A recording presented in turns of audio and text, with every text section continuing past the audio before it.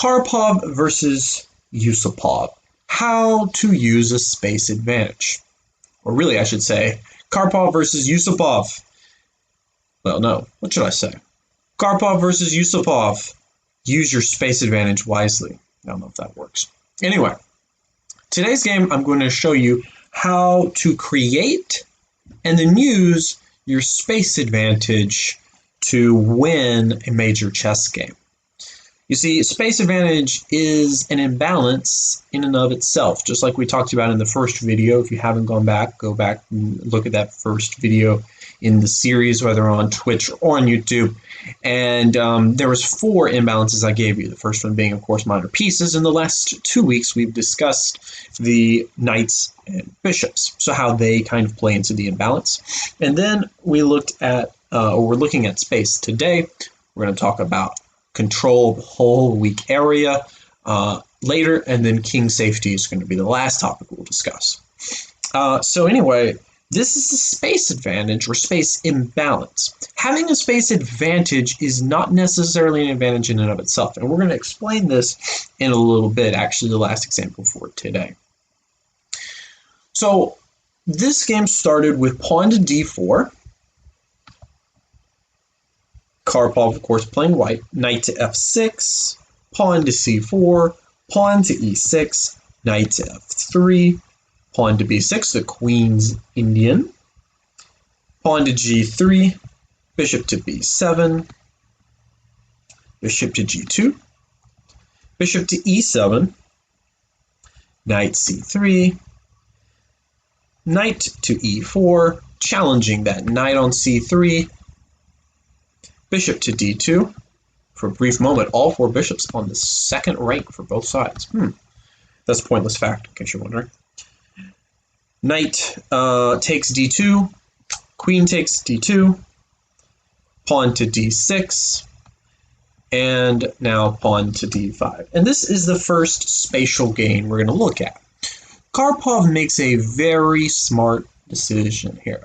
This pawn thrust not only gains space, but does something very useful. In fact, it really does 2 things useful. One thing I'll explain in a moment, but the first and main thing it does, because this bishop, of course, is backed up by basically anything it needs to be, a pawn, a piece, or a queen, that means this bishop is going to be forever biting on some piece in the center. Probably is going to be a pawn. If that pawn stays on d5, the bishop on b7 becomes a side piece. Oh, hey, Penguillion. Welcome in. You didn't miss too much. We just got started here. So anyway, the space game, how do you use it? It's the topic. And this pawn to d5 is the first real major kind of invasion, right? Because if you think about the board as being, this sort of,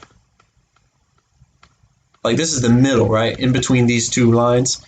White's first piece breaks this plane. White's space goes from here, I cannot highlight, goes from here to here, and White's finally stepping into Black's territory, and it's blocking that bishop.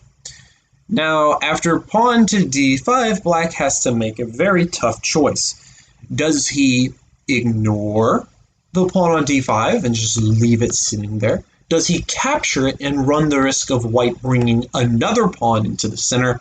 C takes d5, not really relieving the stress, or does he just kind of push on by and, try to gain some space himself? He chose the first option here. He played the move castles kingside, deferring the decision until later in the game. Sometimes this is wise. If you don't know what to do, make an otherwise useful move.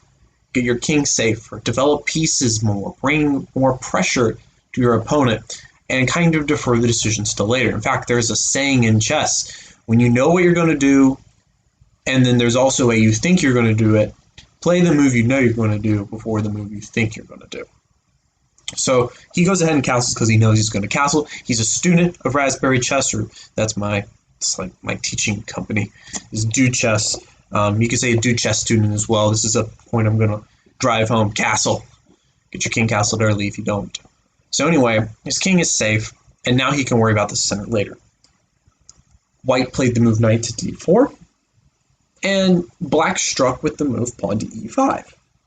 And now knight to c6. And last week, I discussed the Godzilla of knights, which was a move where the knight went from d4, or it might have been on e5, to c6. And this knight is just a beast on this square.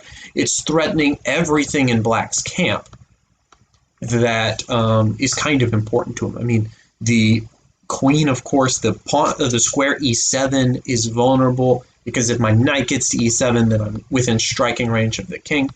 So this knight obviously cannot stay there. And so after the move knight c6, first he played the move queen to d7, and now white is basically forced to go knight takes b8. If he doesn't go knight takes b8, then this knight will fall. So he has to take either the bishop or the knight. He chose to take the knight because it's a close position. Pangolian asks, how do I study chess? Do you do puzzles, learn opening lines? All of the above is the answer. If you're just starting out, though, I would suggest doing puzzles and playing as many games as possible. That's the best thing for any beginner, or really anybody below the level of like 1500. Doing puzzles and playing games, super important. Then once you get kind of higher rated, you can worry about your opening lines. I also encourage in-game study, because it's so important to be able to win a one game. You get to the end game up a pawn, you know how to win it. So that's another thing that you can also throw in there. Anyway, white went knight takes b8, getting rid of this knight, but leaving himself with this massive pawn in the center, which is a huge space advantage for white. So he goes knight takes b8, a decent trade after gaining the space. Did not play rook a takes b8. He played the move rook f takes b8, which looks a little bit strange, but let me explain. Black has decided his plan is to do something like pawn to c6, pawn to b5, pawn to a5, and start attacking on the queen side. Will this actually happen? Maybe, maybe not, but that's his goal. So he says, you know what, if I want to play on the queen side, I might as well have both rooks on the queen side. It looks pretty strange, and maybe it wasn't the best move, but it was the move that was chosen. So now after the move rook fb8, white responded with pawn to h4. Now this is considered the second spatial game, because while it doesn't cross the median, it threatens to cross it, but more importantly introduces ghost threats. And some of them are not really ghost threats. They're actually pretty serious threats of attacking the black king side. White has not yet committed his king to castling, mostly because black has no way of attacking the king right now, because the center is closed. You'll notice the center is closed like this with these three pawns side by side. The chances of white's king getting attacked in the center is actually very low right now. Normally we say get castled, because normally the center opens up. And of course, castling connects your rooks. So by not castling, white allows himself the option, without running the risk of getting his king in trouble, of keeping this rook on the h-file and marching against the black army. So pawn to h4 it's not an attacking move. It's just a threat of an attacking move. That's what's really scary. It's the threat of an attacking move. So black has to keep it.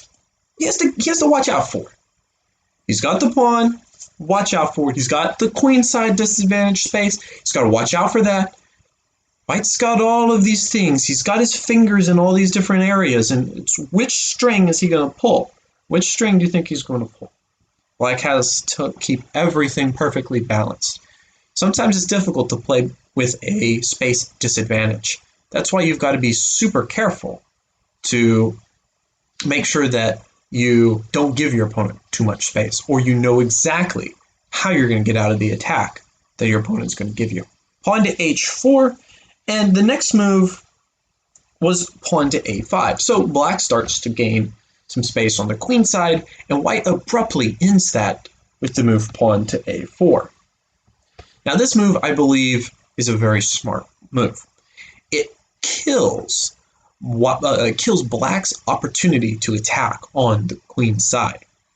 You see, how is black going to attack b5? How is he going to open up his rooks? Because that's the next move. You can't push this pawn. You can try to push this pawn, or you can try to push this pawn. So I'm starting with b5. How do you go b5? Well, you can't go b5, can you? Because if you go b5, I'm going to take it either this way, or this way, or this way. Right? So pawn to c6 all of a sudden becomes a move that you become very interested in. But for the sake of argument, and I'm going to show you after rook f8, black chose to move the rook back. What happens if black goes pawn to c6? This is not a move that I think should concern white. In fact, he can go d takes c6, and after bishop takes c6, he can exchange the bishops.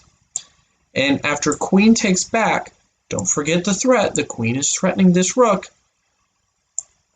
White queen can go to d5, and then let's just say a trade happens, and now we're in a position we're going to talk about when we discuss holes. The knight is on a beautiful outpost, can never be challenged by any piece other than a rook. And of course, if a rook challenges the knight's not going to have to move. The knight can't be challenged by any pawns because the pawns have already gone past the d5 square. The pawn on d6 is now backwards and blockaded, and this dark square bishop is of course a piece that simply can never, ever attack it. I mean, not even in a million years, literally. So the bishop, the pawns can't attack it. The knight's really powerful. The knight is in a hole. We'll discuss this next week, but I think you can tell pretty safely that white is doing very, very nicely here. So black has to avoid this. He can't give himself a bad bishop against a good knight. So instead of doing pawn to c6, he has to abandon the whole queenside play, and he brings his rook back to the king side. Now, of course, you always ask, what's my opponent's threat? And the threat is probably to go pawn to f5. He wants to gain space on the king side. He's trying to combat white's pawn spatial gains himself, which is a good try.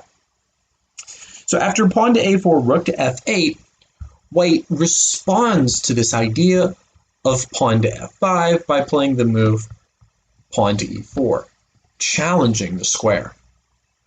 And this, of course, is the third spatial gain, which solidifies that d5 pawn as a rock. This d5 pawn is so strong now that literally this bishop is basically a dead piece. Can't go anywhere. Now you might think as well, maybe this bishop is kind of dead as well, but remember the potential aspect of piece activity. The bishop can quickly hop to h3, where it challenges the queen and controls the long diagonal. Black can do the same, so it's not like the end of the world for either bishop. But the space gain is a permanent plus for white. So after pawn to e4, black reacted again. And this time maybe in another really good way. He played the move pawn to h5, basically preventing further expansion, at least for the time being. Pawn to h5, and the pawn looks weak, pretty vulnerable. I will agree it's not defended by anything, but black will quickly go pawn to g6 and create a pawn chain of pawns. That's what I tell my students. There are pawn chains of pawns. What else would a pawn chain be made out of? I don't know. But you have to specify. It's a pawn chain of pawns. So now white played the move castles queenside. Remember I told you how the how I told you that going pawn to c6 is a really bad idea and pawn to b5 is not possible? Because of that, and we know that the queen side is going to be closed forever. There's no way to open it up. Remember, opening being the pawns disappear. So pawns determine space. Pawns determine if it's open or not. So since it's going to be closed, the king is actually really safe on the queen side. So he castles queen side in order to bring more resources to playing either pawn to f3, pawn to g4, and then maybe pawn to g5 to break, to give more space advantage to black, or to white, I can't speak, or maybe pawn to f3 or even pawn to f4 to try attacking on the king side as well immediately. So black chose to retort castle's queenside with the move pawn to g6, which I think is just a nice solid move, like I said, defending the weak pawn on h5 and creating a pawn chain of pawns. Bishop to h3, activating, and I skipped a move somewhere. Because that bishop is not on e7 any longer. I must have missed it way on back. So let's go back here. It's not bishop to h3. It was queen to c2, gaining a little bit more control over a4 and e4. Black played bishop to f6, and now bishop to h3. Black moved his queen to e7, and white then played king. Ooh, oh no, I gotta go back here.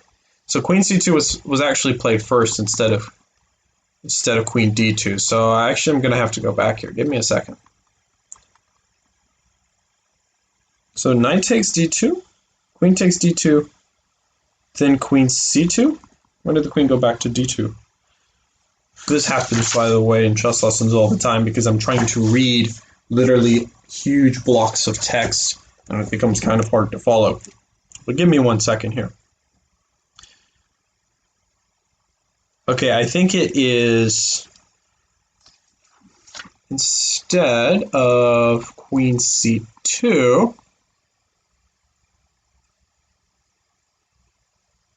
I believe it was the move. We're gonna call it king b1 because I'm not so sure. So king b1, bishop f6, bishop queen, and then the move king c2. I apologize for that. I'm not quite sure where I lost track. So king to c2, and then black played king to g7, bringing his king a little closer to the pawns. Feels a little safer that way, right? Does Chess.com Vision Trainer help with blind chess? Because right now I'm trying to get better at it. Yeah, I actually use that quite a bit. I don't know if it's necessarily the best way to train long-term vision. The ways to train that would be to imagine some pieces on the board. So get a piece of paper, write down the squares for 2 or 3 or 4, however many pieces you want to try, and say white queen here, black king here. Where are all the squares the queen can go to that are a safe check? So that would be kind of how to get better at vision. And then you write down all your solutions. You say, well, if the queen's on c3 and the king is on g6, I can check on c6, on g3, I can check on d3 or c2. So all of that. That would be the way to practice your vision. And then, of course, just playing some blindfold games. It never helps, even though it kind of hurts sometimes, physically hurts when you lose a game because you totally forget where the knight is and your opponent just captures your queen. So anyway, king to g7 and pawn to f3. Now black goes rook to h8. And this move seems really strange. This rook's been dancing around, but you've got to remember, after this move pawn to f3, white was maybe thinking about going pawn to g4, gaining more space, starting to, of course, whenever a pawn's on the 4th rank, it starts to take away squares on the opponent's side of the board. So after pawn to f3, if white goes pawn to g4, h takes g4, now all of a sudden the rook kind of angles at an open pawn. So this is a direct response to white's plan. Black went rook h8, and white played rook h2, bishop to h6, trying to attack c4, and then knight to b5. The bishop is technically considered the good piece. We know this because all of black's pawns are on dark squares, at least the central pawns, and all the queenside pawns are on dark squares. So white knows that this bishop is considered a good bishop and can maybe even challenge its own superior bishop on h3 at the right moment. So black is not really that interested in capturing on h5, because a good bishop versus a knight, probably the bishops are always considered slightly better.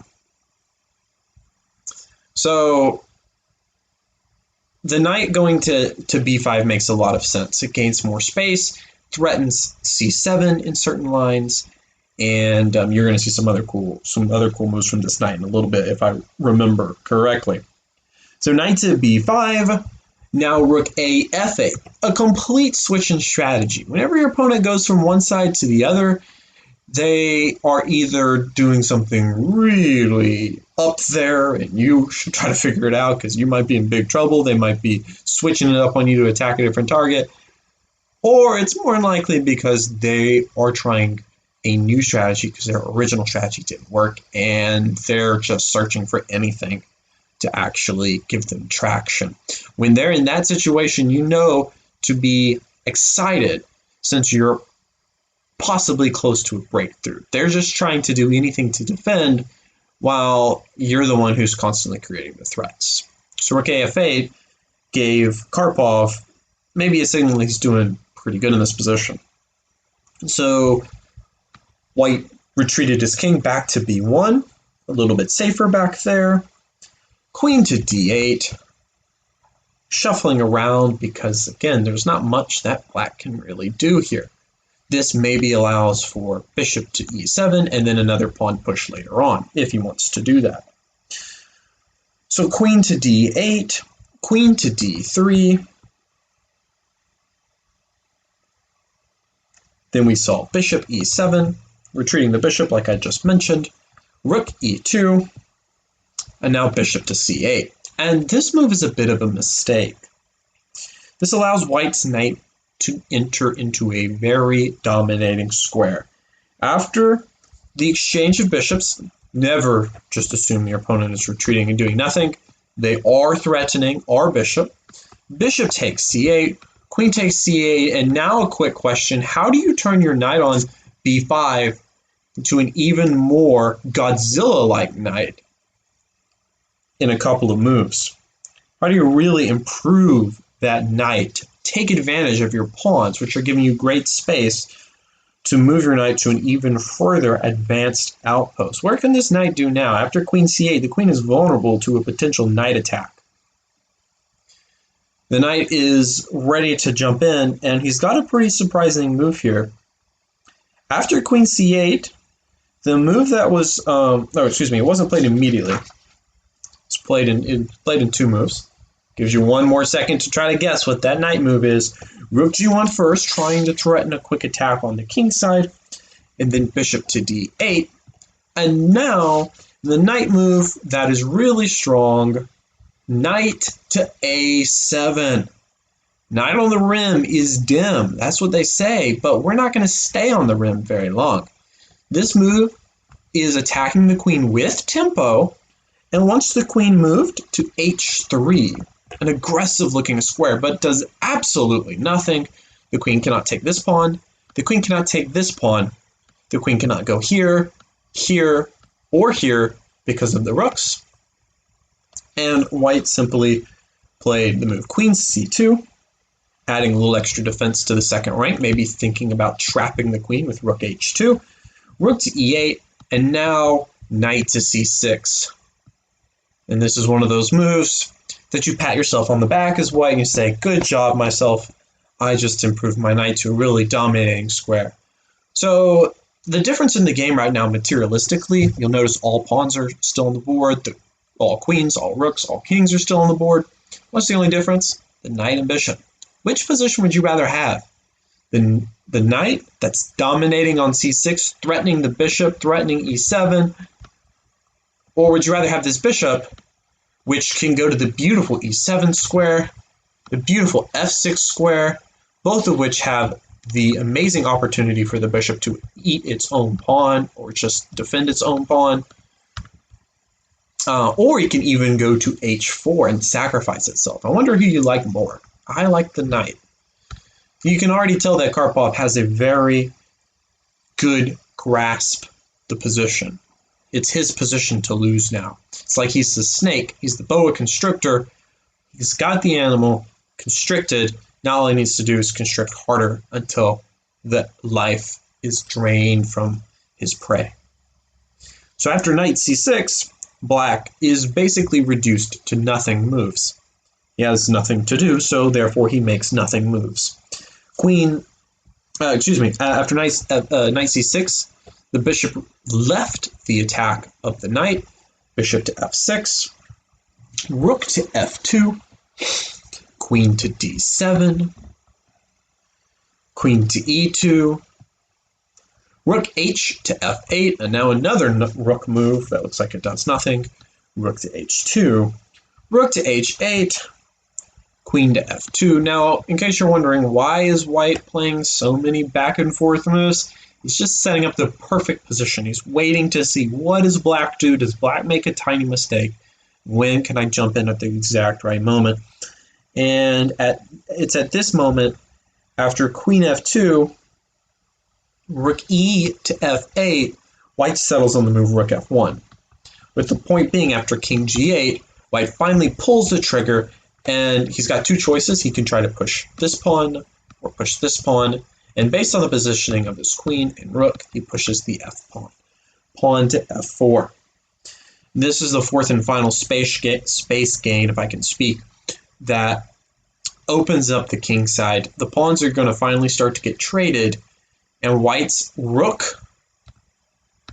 and queen are going to be in a position that are totally dominating black, and the king side is going to crumble. You'll see how this goes. The game continued on queen to g4, queen to f3. Do you want to trade queens and go into a very, very tough endgame for you? He says, I'll let you decide. Rook e8. White says, well, I offered it. I want it. Queen takes g4. H takes g4. Pawn to f5. Pawn to g5. And I know some of you who are watching have been rooting for this move for a long time. h5. And now you're like, yes, it's so closed. No files are open. All the pawns are still on the board, except for one white pawn. No, all the pawns are still on the board. So all the pawns are still on the board. It's so closed. You feel like, all right, now it's just a draw because nothing happened. Well, actually, you'd be wrong about that.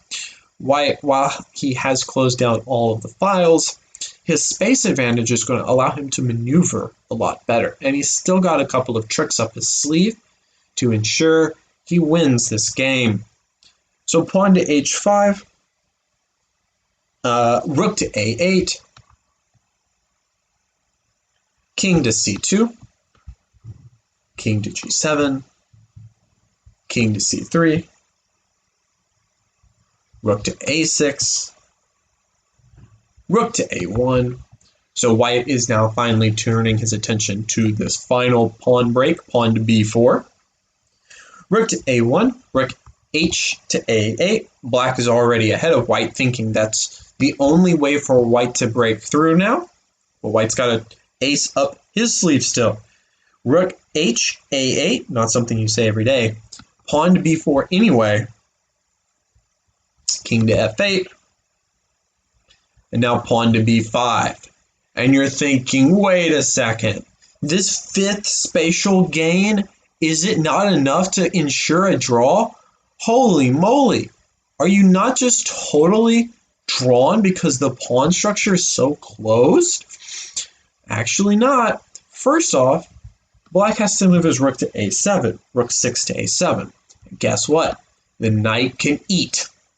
It's got some meat to eat now. The knight can capture on a7 whenever it wants. First, white made a big threat, pawn to h6, which threatens h7 and of course h8 if black doesn't look. But black saw it. After pawn to h6, he played bishop to h8, blockaded. Dang it. White played pawn to f6, counter trick. If you push, I'm going to promote. Pawn to f6, black said, I don't believe you. Bishop takes f6. Now white says, you know what? Actually, I had a counter trick to that. Rook f1, and all of a sudden my rooks are on an open file. Rook f1, bishop h8, and now that all of the dancing has been completed, before attacking the king side, Knight takes a7. Thank you very much. Knight takes a7, and we see rook takes a7. Now rook to h5. A 3-pawn undefendable on g5 is going to fall. Rook h5, king to e7. Rook takes g5. The space is finally starting to come full circle. We see here earlier the rook is trapped because there's not enough space to maneuver around. Then we start to create threats. Now we sacrifice a pawn, but because of the space advantage, our rooks are quickly able to jump into the position.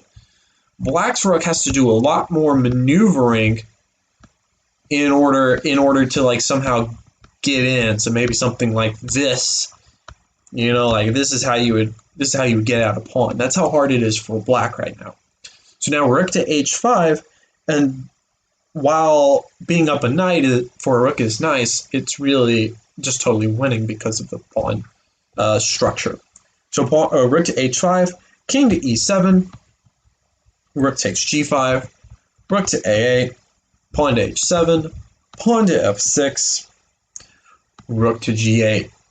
Now at this point you might say, well, it's time for black to resign, because there's no way, if the rook moves away, then we take the bishop. If the rook captures the rook, then we promote.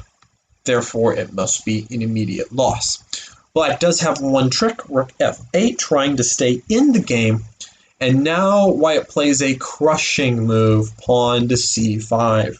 I love this move. A tactical breakthrough. D takes c5, and now king to c4. What's the point, you say? King f7, trying to threaten this rook. King to c7, king to f7. I've lost my position again. Now pawn to d6. Of course, if rook takes, pawn takes, king takes, we're going to capture and promote. So he has to capture another pawn, and after rook takes f8, black actually resigned in this position. Why did he resign here? King takes f8, king to d6. This bishop is trapped in the corner, the definition of the worst possible bishop ever to exist in the history of the world. King f8, kings belong in the center. If you haven't watched my endgame lab series, you better get over there and watch it. You'll learn that the king is very important to be in the center of the board. King d5, this pawn falls, followed by this pawn, followed by this pawn, followed by this pawn, followed by... Well, this pawn is not going to fall so easily, but maybe we sacrifice our rook for it. And then our king takes the bishop, takes the pawn, and take this pawn. We promote all our pawns and we win. Do I need to explain any more? Hopefully not. So even down 2 pawns and a bishop for a rook, which is technically even though black has so many of his pawns all defended themselves, there's nothing that black can actually do to save himself here. For instance, the move king to e7, and after king to b6, c6 to b6, you move to a7, and promotion will be unstoppable. White will get a new queen and will easily